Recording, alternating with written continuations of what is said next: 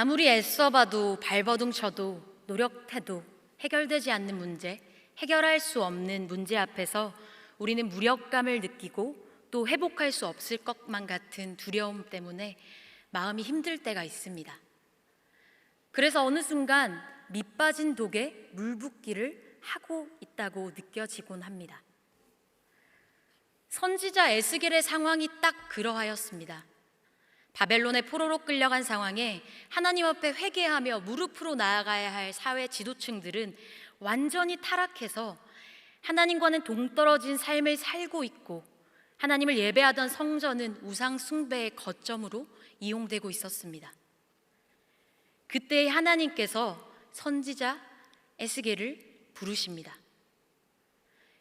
에스겔은 인분으로 떡을 구워 먹는 극단적인 상징 행위, 그리고 제사장의 권위를 상징하는 머리털을 깎고 수염을 깎는 등의 상징 행위까지 하면서 예루살렘에 미칠 하나님의 심판을 예언하고 하나님께 돌아오기를 촉구했습니다. 유다 백성에게 하나님의 뜻을 전하기 위해 온 마음과 온 몸으로 비유하고 설교했습니다. 그러나 이 모든 것은 소기의 경읽기였습니다. 이런 상황 가운데 에스겔은 더욱더 절망스러운 현실을 마주하게 됩니다. 성전 지성소의 보좌 위에 머물렀던 여호와의 영광이 성전을 떠나는 환상을 보게 되죠. 하나님의 영광이 떠나버린 성전은 단순한 돌무더기가 된 것이고, 하나님께서 더 이상 그들과 함께 하시지도, 또 하나님이 그들을 다스리시지도 않는다는 의미입니다. 하나님께서 계시지 않는다, 하나님께서 이스라엘과 함께 하시지 않는다, 이런 비극적인 상황 앞에서 하나님의 뜻을 외치던 선지자 에스겔은 얼마나 고통스럽고 두렵고 절망스러웠을까요? 밑 빠진 독에 물을 붓는 심정이었을 것입니다. 그리고 포로로 사로잡힌 지 12년째 되던 해, 에스겔은 예루살렘이 함락되고 성전이 파괴됐다는 소식을 듣게 됩니다. 절망의 연속입니다. 그로부터 또 13년이 지났습니다. 이번에는 하나님께서 에스겔에게 사뭇 다른 환상을 보여주시죠. 회복된 성전 구석구석을 보여주시고 성전에서 나오는 물이 모든 것을 회복시키시는 장면을 정말 구체적이고 세세하게 보여주십니다. 성전 안에서 물이 흘러나온다는 것은 에스겔 11장에서 떠났던 하나님의 영광이 지성소로 다시금 돌아왔다라는 것을 상징적으로 말해줍니다. 에스겔의 마음이 어땠을까요? 밑 빠진 독 같던 에스겔의 인생에 이 환상이 얼마나 크게 위로로 다가오고 소망으로 다가오고 감동으로 다가왔을까요? 절망의 상황이 25년이나 계속되었을 때 에스겔이 보게 된 이 환상은 에스겔과 유다 백성을 향한 하나님의 위로하심일 뿐만이 아니라 하나님의 백성이 어떻게 살아가야 하는지 알려주는 나침반이 되었습니다. 자, 그럼 이제 환상의 장면을 머릿속으로 한번 그림 그려 상상해 보면 좋겠습니다. 에스겔은 안내자를 따라 성전 입구로 갑니다. 성전 문지방 밑에서 물이 졸졸 흘러나오고 에스겔은 그 물줄기를 따라서 안내자와 함께 이동하게 됩니다. 그리고 안내자는 천척 약 450m씩 거리를 재며 동쪽으로 인도했고, 에스겔은 그 안내를 따라 물을 건너게 되지요. 처음 450m를 갔더니 물이 발목까지 찰랑찰랑 차오르게 되고, 그 다음 450m를 갔더니 무릎, 그 다음에는 허리, 한 번 더 나아갔더니 물이 에스겔의 키보다 훨씬 더 높아져 사람이 건너지 못할 강, 그리고 헤엄을 쳐야만 건널 수 있을 만큼 높이 차오르게 됩니다. 그렇게 졸졸 흐르던 물은 깊은 강이 되었습니다. 여기서 꼭 짚고 넘어가야 할 사실이 한 가지 있습니다. 바로 물줄기의 시작입니다. 물이 어디서부터 나왔습니까? 1절 말씀은 구체적으로 우리에게 물이 나오는 근원을 성전 문지방이라고 알려줍니다. 성전 문지방은 하나님의 보좌를 의미하는데요, 왕이신 하나님이 앉는 자리, 보좌는 단순히 왕의 의자를 의미하는 것이 아닙니다. 하나님의 다스림, 하나님의 통치, 하나님의 주권을 모두 포함하는 개념입니다.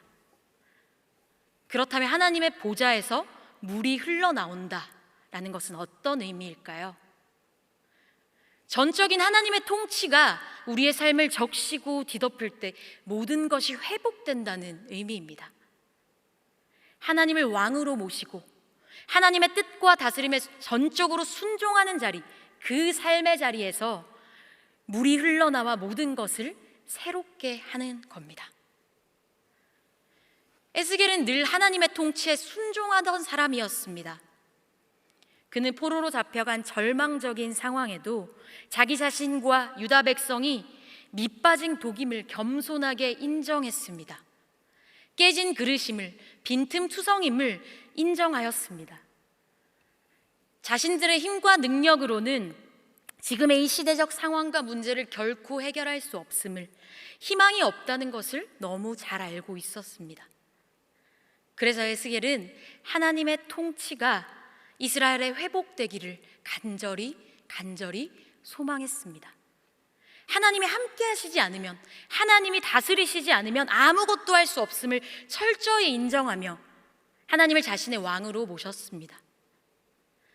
사로잡히고 25년 동안 에스겔의 현실이 전혀 바뀌지 않았음에도 불구하고 날마다 자기 자신의 죄와 민족의 죄를 규탄하고 애통하고 하나님 앞에 무릎으로 회개하며 철저히 하나님께 엎드렸습니다. 그런 에스겔에게 하나님께서는 보좌로부터 나오는 그 물이 나오는 환상을 보게 하신 겁니다. 그 물이 흘러나와 밑빠진 독, 깨진 그릇 같은 에스겔의 삶을, 백성의 삶을, 우리의 인생을 발목, 무릎, 허리, 그리고 건너지 못할 강만큼 충만하게 채우는 겁니다. 충만하게 채우는 물, 그 물길을 따라가다 보면 우리는 예수 그리스도를 마주하게 됩니다. 요한복음 7장 37절 38절입니다. 명절 끝날 곧 큰 날에 예수께서 서서 외쳐 이르시되 누구든지 목마르거든 내게로 와서 마시라. 나를 믿는 자는 성경의 이름같이 그 배에서 생수의 강이 흘러나오리라 하시니, 예수 그리스도를 믿는 자에게서 생수의 강이 흘러나온다고 말합니다. 목마른 자들에게 예수님께서 친히 생수가 되어 주신다고 말씀하십니다. 인간은 스스로 물을 만들어낼 수 없는 존재이기 때문에 항상 물은 외부로부터 채워져야 합니다. 그러나 예수님께서 그를 믿는 자에게 생수가 되어 주시기 때문에 예수 안에 있는 자는 외부로부터가 아니라 자기 안에서 생수의 강이 흘러 더 이상 목마르지 않게 된다는 뜻입니다. 물이 너무나도 귀했던 유대인들에게 이 메시지가 얼마나 강력하게 다가왔을지 상상이 되십니까? 얼마나 큰 힘이 되는 메시지였겠습니까? 그렇습니다. 예수님이 바로 믿는 자에게 생수이며 흐르는 물입니다. 요한복음 4장에서도 우리는 생수 대신 예수님을 만날 수 있는데요, 햇빛이 활활 타오르는 정오에 아무도 없는 우물가에 물을 길러온 한 여인이 있었습니다. 그 여인은 단순히 목이 말랐던 것이 아니라 인생의 깊은 목마름을 가지고 있었던 사람이죠. 예수님께서 그 여인을 만나십니다. 그리고 말을 건네시죠. 내가 주는 물을 마시면 영원히 목마르지 않을 것이다. 내가 주는 물은 영생에 이르게 하는 샘물이 될 것이다. 예수님의 이 말이 이 여인에게 있어 인생의 모든 갈증을 해결해 주었습니다. 이 남자 저 남자를 만나며 인생의 갈증을 해결하고 돌파구를 찾으려고 애써봐도 실패했던 그의 삶의 문제를 마침내 완벽하게 해결하시는 생수 예수 그리스도를 만난 것입니다. 단 한 번도 채워진 적 없었던 밑빠진 독, 깨진 그릇인 사마리아 여인의 삶에 예수님께서 오시니 채워지는 겁니다. 예수 그리스도라는 생수로 채워진 인생에 생명이 일어나기 시작하는 것입니다. 비록 밑빠진 독이라도 길이요 진리요 생명이신 예수님만 있으면 가득 채워지는 거예요. 사회 부적응자로 숨어 지내던 그 사마리아 여인의 삶이 예수님이라는 생수로 채워지니 절망이 소망으로, 슬픔이 기쁨으로 변했습니다. 이처럼 생수는 이스라엘이라는 경계를 넘어 이방인에게까지 흘러갔습니다. 이렇게 풍성한 생수의 강이 채워지면 거기서 끝나지 않고 또 어떤 일이 일어나게 됩니까? 에스겔 47장 8절 이하를 보면 생수의 강이 흘러넘쳐 닿는 곳마다 되살아난다 라고 합니다. 8절 9절 말씀을 함께 읽겠습니다. 그가 내게 이르시되 이 물이 동쪽으로 향하여 흘러 아라바로 내려가서 바다에 이르리니 이 흘러내리는 물로 그 바다의 물이 되살아나리라. 이 강물이 이르는 곳마다 번성하는 모든 생물이 살고 또 고기가 심이 많으리니 이 물이 흘러 들어가므로 바닷물이 되살아나겠고 이 강이 이르는 각처의 모든 것이 살 것이며, 이 물이 아라바를 지나 바다로 들어가 바닷물을 살리는 일이 일어납니다. 여기서 말하는 바다는 사해인데요, 사해는 지구의 지표 중에 가장 낮은 지점에 위치하여 있고 굉장히 깊은 곳에 생긴 바다이기 때문에 다른 곳으로 물을 흘려보내긴 하지만 다른 곳에서 물이 흘러 들어오긴 하지만 흘러나가지는 않습니다. 그래서 장렬하는 태양열 때문에 물이 계속해서 증발해서 염도가 높아지는데 염분 함유량이 보통 해수의 6배 정도에 달해서 어떤 생명도 살 수 없기 때문에 죽은 바다라고 이름이 붙여졌습니다. 그런데 성서로부터 나온 그 물이 죽은 바다로 흘러가니 생명의 기적이 일어나게 된 것입니다. 죽음의 바다를 생명의 바다로 바꾸는 것이죠. 그 물이 사해의 물을 치료하고 정화할 뿐만이 아니라 닿는 모든 곳을 회복하고 그 안에 있는 모든 생물을 살리게 됩니다. 또 9절 말씀에는 강물이 흘러가는 모든 곳마다 생명이 가득하게 되고 아주 많은 물고기가 살게 될 거라고 말합니다. 이렇게 죽음의 바다가 생명으로 가득 차게 될 때 주변의 지역들도 엄청나게 유익을 누리게 될 뿐만이 아니라 물고기 떼가 많아져 어부들이 먹고 살 수 있는 기회의 땅으로 되살아나게 됩니다. 그 강물이 흐르는 곳마다 자연세계가 되살아날 뿐만이 아니라 사람들도 회복되고 치유되는 역사가 일어나게 되는 것이죠. 마찬가지입니다. 예수라는 생수를 소유할 때 그 생명의 물이 흘러가 주변을 살릴 수 있습니다. 예수 그리스도를 알수록, 경험할수록, 그분과 연합하고 삶이 일치될 때 나를 넘어 그 생명의 강이 흘러넘쳐 주변을 살리는 일이 일어납니다.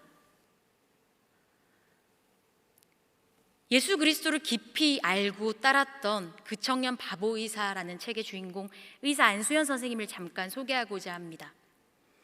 안수연 선생님은 33세의 죽음을 맞기까지 예수님처럼 소외되고 아픈 사람들을 위해 자기 자신을 내어주며 생명을 흘려보내는 삶을 사셨는데요, 그의 의술로 환자의 병을 치료해 줄 뿐만이 아니라 고통당하는 이들의 이야기를 들어주고 안아주고 격려해 주었습니다. 줄을 서서 기다리는 환자들 한 사람 한 사람을 주님이라고 생각하며 형편이 넉넉지 않은 환자들을 위해 자기의 주머니를 열고 또 위로가 필요한 사람들에게 다가가 기도해주고 안아주었습니다. 그의 관심과 위로는 자기가 맡은 환자들뿐만이 아니라 환자들의 가족들, 동료들, 병원에서 일하는 분들까지 미치지 않는 곳이 없었습니다. 그렇게 살리는 삶을 사셨던 그는 돌연 33세라는 젊은 나이에 유행성 출혈로 안타까운 죽음을 맞이하게 됐습니다. 그의 장례식장은 동료, 선후배, 친구 뿐만이 아니라 환자들, 청소하시는 아주머니들, 침대를 미는 도우미, 또 매점 앞에서 구두를 닦던 분까지 발 디딜 틈 없이 조문객들로 가득 찼고 그곳에는 청년 의사가 베풀었던 사랑 이야기로 가득했습니다. 누군가는 그의 죽음 앞에서 부정했던 복음을 받아들이고 복음이 그 청년 의사가 자신에게 남겨준 가장 소중한 선물이라고 고백하기도 했습니다. 예수라는 생명을 소유한 안수현 선생님이 남긴 흔적들은 지금까지도 생수의 강이 되어 다른 사람들을 살리며 흘러가고 있음을 보게 됩니다. 예수 그리스도를 믿고 따르는 우리도 마찬가지입니다. 성소에서 흘러나온 그 물이 우리를 통해 가정으로, 이웃으로, 직장으로, 온 세상으로 흘러가 생명을 살립니다. 예수로부터 흘러나온 생명의 물이 우리 가정 안의 관계, 우리가 다니는 회사의 생태계, 산업의 생태계, 자연의 생태계를 바꾸고 회복하는 놀라운 역사를 일으키는 것입니다. 이처럼 살리는 물, 회복시키는 물의 영향력은 정말 대단한데요. 12절 말씀을 함께 읽겠습니다. 강 좌우가에는 각종 먹을 과실나무가 자라서 그 잎이 시들지 아니하며 열매가 끊이지 아니하고 달마다 새 열매를 맺으리니 그 물이 성소를 통하여 나옴이라. 그 열매는 먹을 만하고 그 잎사귀는 약재료가 되리라. 생명을 주고 치유하는 강물이 나무를 자라게 할 뿐만이 아니라 그 나무의 열매와 잎까지도 생명의 능력을 소유하게 합니다. 황폐한 세상 가운데 보자로부터의 물이 흘러나오면, 보자로부터 생명수가 흐르면 열매가 끊이지 않고 또 잎사귀는 열방을 치료하는 약재가 됩니다. 이처럼 닿는 곳마다 새롭게 하고 회복케 하는 근원이 어디라고요? 성소, 예수 그리스도입니다. 사실상 에스겔은 이런 회복의 환상을 보았지만 사로잡히고 25년이라는 시간 동안 에스겔의 삶의 자리는 전혀 바뀌지 않았습니다. 여전히 그는 바벨론 그발 강가에서 포로 생활 속에 무시담아하면서 비참하게 살아가고 있었고, 눈앞에 보이는 현실은 황폐한 땅, 무너진 성전이었습니다. 언제 끝날지 모르는 이 깜깜한 현실 앞에서 정말 이곳 바벨론 땅에서 살아남을 수 있을까 하는 염려와 걱정도 있었을 것입니다. 그러나 에스겔은 절망하지 않고 하나님의 환상을 믿고 소망 가운데 나아갔습니다. 에스겔이 이렇게 회복의 비전을 품고 나아갈 수 있었던 이유는 무엇일까요?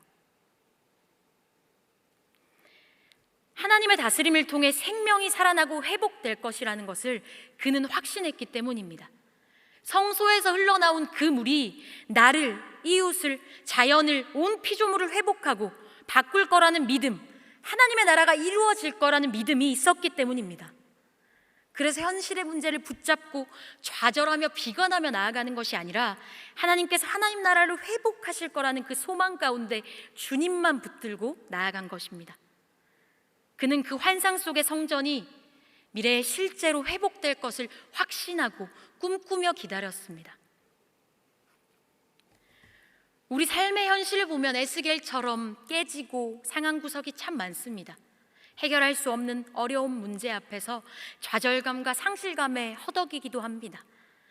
그런 문제를 마주할 때마다 우리는 하나님 중심으로 살 것인지 아니면 현실과 타협하며 살 것인지 씨름하며 분투하고 살아가게 됩니다. 그러나 문제 앞에서 씨름하고 분투할지라도 결국엔 우리가 하나님 중심으로 살기를 선택하며 나아갈 수 있는 이유가 오늘 하나님의 말씀 속에 담겨 있습니다. 우리는 말씀을 통해 나도 살고 이웃도 살고 온 피조물이 살 수 있는 3단계의 믿음을 알게 되었기 때문입니다. 1단계, 빈틈을 인정하고 하나님 앞에 엎드리기. 에스겔처럼 자기 자신이 아무것도 할 수 없는 깨진 존재, 밑빠진 독임을 겸손하게 인정하고 하나님 앞에 엎드려 철저히 회개하고 자복하는 것입니다. 하나님, 내 힘으로는 이 문제 상황을 해결할 수 없습니다. 한순간도 주님의 도움 없이는 살아갈 수 없습니다. 하나님께서 내 삶의 주인 되어주시고 왕이 되어주셔서 나를 다스려 주십시오. 이렇게 보좌 앞에 나아가 주님만 붙들고 간구하는 것입니다. 2단계, 예수 그리스도로부터 생수를 공급받기. 주님 앞에 겸손히 나아갈 때 그곳에서부터 생명의 물이 보글보글 나오기 시작합니다. 나를 채우려고 했던 모든 것들을 내려놓고 예수 그리스도로부터 생수를 얻는 것입니다. 예수를 알기 위해 부단히 노력하면 할수록 주님이 내 안에, 내가 주님 안에 있는 삶으로 날마다 더욱더 풍성해지는 것입니다. 살아나고 회복하게 됩니다. 아무것도 없는 자 같지만 예수님이 내 안에 계시면 모든 것을 가진 사람으로 살 수 있습니다. 3단계입니다. 채워진 물을 흘려보내기. 예수 그리스도께 얻은 그 생명을 이제는 흘려보내는 것입니다. 욕심과 이기심, 탐욕, 자기 중심성에서 벗어나 경계를 허물고 예수의 생명을 흘려보내야 합니다. 흘러 들어온 물을 다시 흘려보내지 않으면 죽은 바다, 사해가 됩니다. 우리 안에 있는 그 생수의 강이 썩지 않으려면 계속해서 흘려보내야 합니다.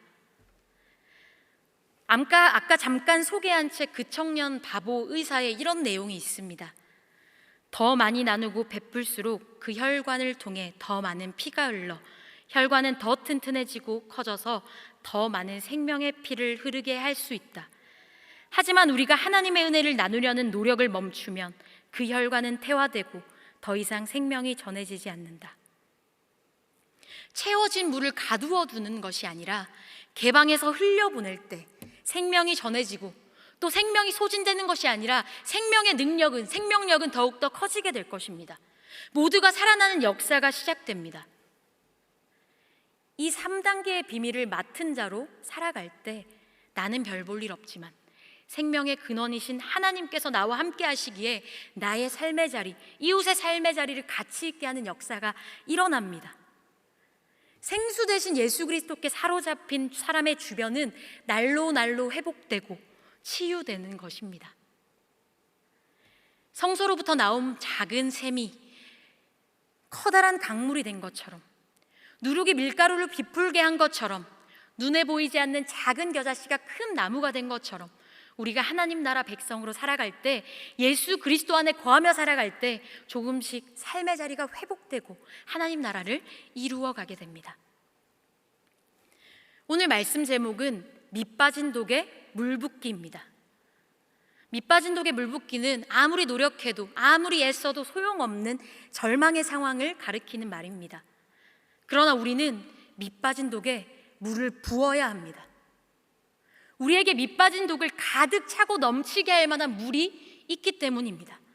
바로 예수 그리스도. 예수 그리스도라는 생수가 우리의 인생을 붙들고 계시고 우리의 삶을 인도하고 계십니다.